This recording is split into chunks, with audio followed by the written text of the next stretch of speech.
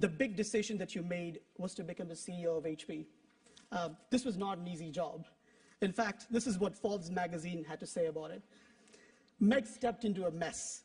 HP stock had tumbled 42% in the year before. Arch rival Dell was gaining ground, and HP seemed powerless to stop it.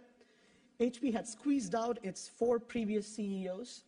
What made you decide to take on the role? Yes, that's a good question.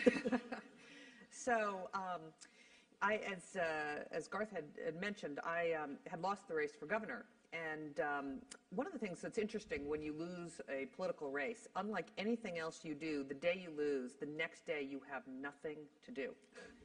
No meetings, nothing. You're sitting alone, and none of your friends call you because they feel so badly for you.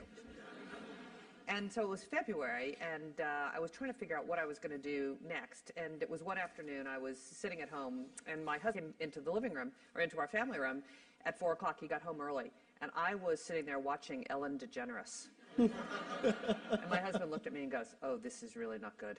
This is really not good." And like as if on cue, the next day, Mark Andreessen called to see if I'd like to sit on the board of HP. And I thought, fabulous. This is great. What could go wrong? 12 minutes from my house, incredibly well-run company. You know, I'll be on the tech committee. It'll be great fun. Well, of course, 9 months later, the company was in a big challenge.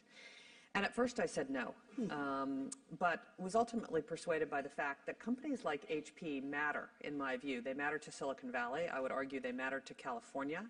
And frankly, they matter globally. We are an incredibly important corporate citizen across the world. For example, we're the 2nd largest private employer in Costa Rica. I think we're the 3rd largest private employer in the Czech Republic. So it matters what happens to this company. And I thought, you know what, maybe I can make a small contribution to reviving HP and its place in Silicon Valley and in the tech world. So ultimately decided to take it on. And in some ways, probably the biggest advantage I had was I was not a freshman CEO. Had I been a freshman CEO, I think I might have been completely overwhelmed by what happened here. But the good news is I'd been a CEO for 10 years. I kind of knew how things worked. I understood how Wall Street worked. And I think was more effective than I would have otherwise been if this was my first rodeo. And you've spoken about understanding what is going on right within an organization as you join it. Yes. What was going right at HP and what had to be fixed? So I think this is a very good lesson for all of you. When you find yourself in a new situation, particularly in a senior leadership role, and you're in a new organization, your instinct is to go fix what's wrong, right? Make the list of all the things that need to be fixed and go after them. My advice, now having done this a number of times, is go into an organization and figure out what that company's doing right and do more of it. You will eventually get to your to-do list and to your fix-it list. So to your point, I figured out immediately what the founder DNA was of HP.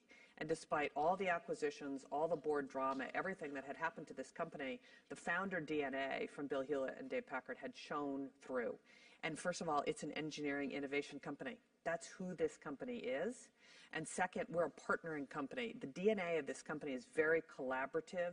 We sell through 150,000 VARs. And so actually focusing back on collaboration, on our channel partners, was part of the success of the turnaround. And then finally, to my surprise, this company cares a lot about social responsibility. And Bill and Dave were all about the environment, were all about giving back to communities before this was even remotely fashionable. There was no term called social responsibility, but it's interesting, you can see it around the globe with HP people. So we just went back to those 3 things: innovation, innovation, innovation. We focused it, we increased R&D, and we let the engineers do their work, and we pivoted hard back to partners.